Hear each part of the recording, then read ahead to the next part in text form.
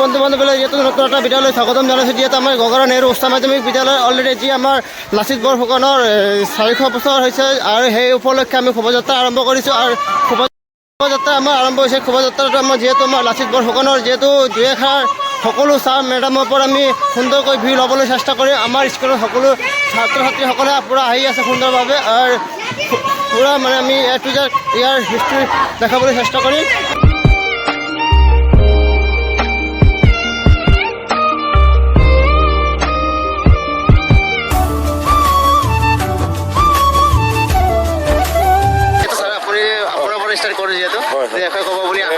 আজি যিটো আমাৰ যোৱা 18 তাৰিখৰ পৰা 24 তাৰিখলৈকে চৰকাৰী নিৰ্দেশ দিয়া মতে যিখিনি লাচিত বৰফুকনৰ 400 বছৰীয়া যিটো উদযাপন কৰিবলৈ দিছিলে বীৰ লাচিত, গতিকে আমি আজি অন্তিম দিনত সকলো ছাত্ৰ ছাত্ৰী SMDCৰ সভাপতি মহোদয় আৰু লগতে অন্যান্য শিক্ষক শিক্ষয়িত্ৰীসকল, মাতৃগত লোকসকল, শুভাকাংক্ষী ৰাইজসকল আহি আমাৰ শোভাযাত্ৰাত অংশগ্ৰহণ কৰিছে। আৰু এয়া দেখিছে ইমান দীঘলীয়া শাৰী। লাচিতৰ আমাৰ লাচিত আৰু হেৰি কৰিব অলপ অভিনয় কৰিব, আমাৰ বাটৰ নাট প্ৰদৰ্শন কৰিব লাগে। ইয়াৰ পিছত আছে মুকলি সভা। মুকলি সভাতো আমি বীৰ লাচিতৰ দেশভক্তমূলক গীতবিলাক পৰিৱেশন কৰিম আৰু বঁটা বিতৰণিও হ'ব। সেইখিনি আমি ৰাইজৰ সন্মুখতে মুকলি সভাৰ জৰিয়তে প্ৰদান কৰিম। সেইখিনি আছিলে আজি। ঠিক আছে, হয়। যিহেতু আমাৰ লগতে ছাৰৰ বক্তব্যটো শুনি পেলাই বহুতেই ভাল লাগিছে। আৰু যিহেতু আমাৰ লগত প্ৰেচিডেণ্ট আছে, প্ৰেচিডেণ্টৰ পৰা পৰামৰ্শ ল'বলৈ চেষ্টা কৰিম। প্ৰেচিডেণ্টগৰাকী আছে, প্ৰেচিডেণ্টৰ লগৰ পৰা মানে দুই এষাৰ ক'ব বুলি আশা ৰাখিছোঁ। যি আজি শোভাযাত্ৰাটো আৰম্ভ হৈছে। Sir good morning. Good morning. দুই এষাৰ ক'ব বুলি আশা ৰাখিছোঁ। হয়, আজি 400 বছৰীয়া লাচিত দিৱসৰ জন্ম জয়ন্তীৰ উপলক্ষে যি 18 তাৰিখৰ পৰা যি কাৰ্যসূচী আৰম্ভ হৈছিলে তাৰ আজি অন্তিম দিন। আৰু অন্তিম দিনত আমি শোভাযাত্ৰা ওলাইছোঁ। আৰু এই শোভাযাত্ৰাত উপস্থিত সমূহ শিক্ষকবৃন্দ লগতে ৰাইজক মই আন্তৰিক শুভেচ্ছা জনাইছোঁ SMDCৰ প্ৰেচিডেণ্ট হিচাপে।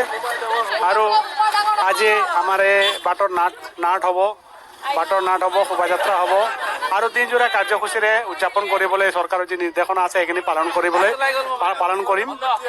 আৰু এই লাচিত দিৱসৰ যোগেদি আমাৰ যিখিনি অসমত যিখিনি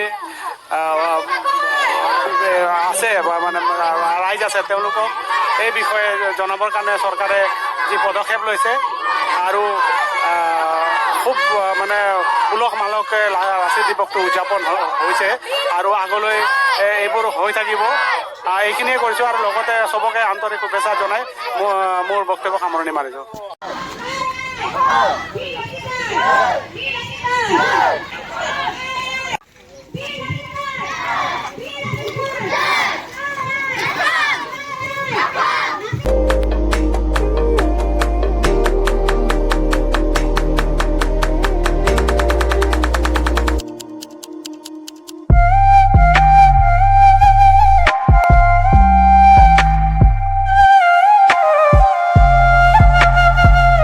আমাৰ কণমানি ছাত্ৰ ছাত্ৰীসকল আছে। যিহেতু আমাৰ শোভাযাত্ৰা কৰাৰ পিছত আমাৰ যি ফিল্ডখন আছে সুন্দৰভাৱে যিহেতু আৰু ইয়াৰ প্ৰগ্ৰামকেইটা আছে, প্ৰগ্ৰামকেইটা সকলো আমি দেখাই দিবলৈ চেষ্টা কৰিম। আমাৰ গগৰা নেহৰু উচ্চ মাধ্যমিক বিদ্যালয়ৰ যিখন দেখাইছোঁ বীৰ লাচিতৰ আৰু বাটৰ নাটটো দেখুৱাইছোঁ ছাত্ৰ ছাত্ৰীক, লগতে আমাৰ সমাজৰ সকলোকে। তো আমাৰ অসম চৰকাৰে আমাৰ বীৰ লাচিতৰ লুকাই থকা গৌৰৱক আজি ৰাষ্ট্ৰীয় পৰ্যায়লৈ ল'বলৈ চেষ্টা কৰিছে আৰু তাৰ কাৰণে অসম চৰকাৰক প্ৰশংসা দিব লাগিব।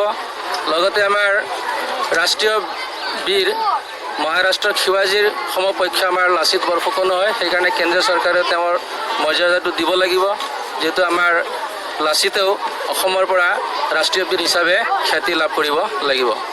ধন্যবাদ, এইখিনি ক'লোঁ। ঠিক আছে, ছাৰৰ মন্তব্যটো শুনি পিনে যিহেতু বহুতেই আমাৰ ভাল লাগিছে। যিহেতু মই এটা কথা ক'বলৈ বিচাৰিম, আমাৰ যি এতিয়া বৰ্তমান সকলো ধৰণৰ প্ৰতিযোগিতাৰ প্ৰাইজ অলৰেডি দিয়া হ'ব। অলপ পাছতে আপোনালোকে স্ক্ৰীণত চাবই পাৰিব।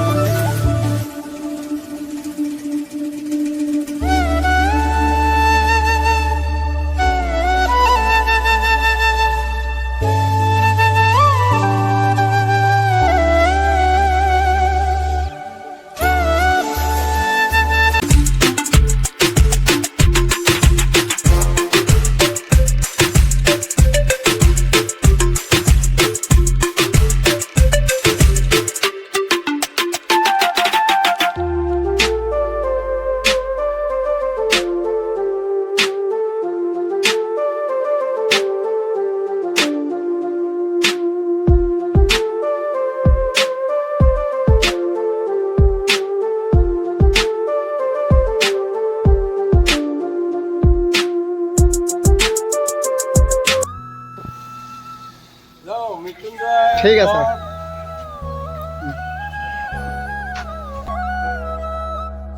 ভিডিঅ'টো লাষ্টলৈকে চোৱাৰ কাৰণে বহুত বহুত ধন্যবাদ। ইয়াতে মই ভিডিঅ'টো সমাপ্ত কৰিছোঁ।